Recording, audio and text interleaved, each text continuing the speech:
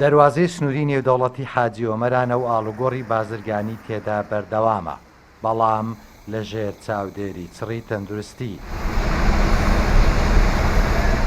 ئەو شۆفێرانەی لە ڕۆژهەڵاتی کوردستان و ئێرانەوە دێن دوای پشکنین و پێدانی پسوولەی تەندروستی تا گەیاندنی بارەکانیان و گەڕانەوەشیان چاودێری دەکرێن و سنووردار کراون. چاودێریەکە هێندە توندا بۆتە جێگای گازاندەی ئەو شۆفێرانە.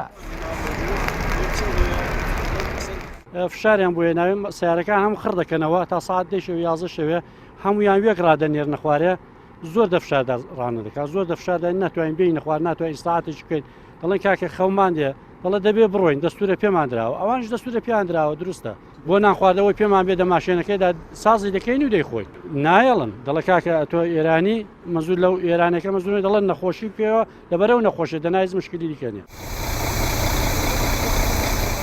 تەواوی کارمەندانی ئەو سنوورە ڕێوشوێنی خۆپارێزیان لە ڤایرۆسی کۆرۆنا گرتۆتە بەر.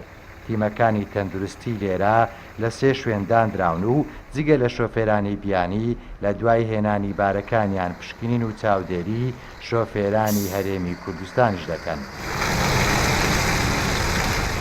بنکەیەکماندانەوە بۆ پشکنینی هەموو ئەو شۆفێرە بار هەڵگرانەی کە هاتوچۆی دیوی ئێران دەکەن یان ئەوانەی کە ڕاستەخۆ لە ئێرانەوە دێن بۆ ناو هەرێمی کوردستان بۆ ناو حەڕەمی کۆمەلگای ئاجۆمەران لەوێش پشکنینی وردیان بۆ دەکرێت و لەژێر چاودێری چڕی تەندروستی و لایەنە ئەمنیەکانەوە ئاگداری بارودۆخی هەموو ئەو بازرگان و بار هەڵگرانە دەکەین کە دێنە ناو هەرێمی کوردستان. دەواازەی نێودەوڵەتی حاجی ئۆمەران تاکە دەواازەی سنووری پارێزگای هەولێری پایتەختە لەگەڵ ئێران. لەگەڵ بڵاوبوونەوەی ڤایرۆسی کۆرۆنا بە شێوەیەکی بەربڵاو لە وڵاتە هەرێمی کوردستان ڕێوشوێنی توندی بۆ ڕێگریکردن لە هاتنناوەی ئەو ڤایرۆسە گرتەبەر. بەڵام ئەم دەواازە و دەواازە فەرمی و نێودەوڵەتە سنووریەکانی دیکەی بەکراوەیی هێشتنەوە لێ لە ژێر چاودێری سڕی تەندروستی.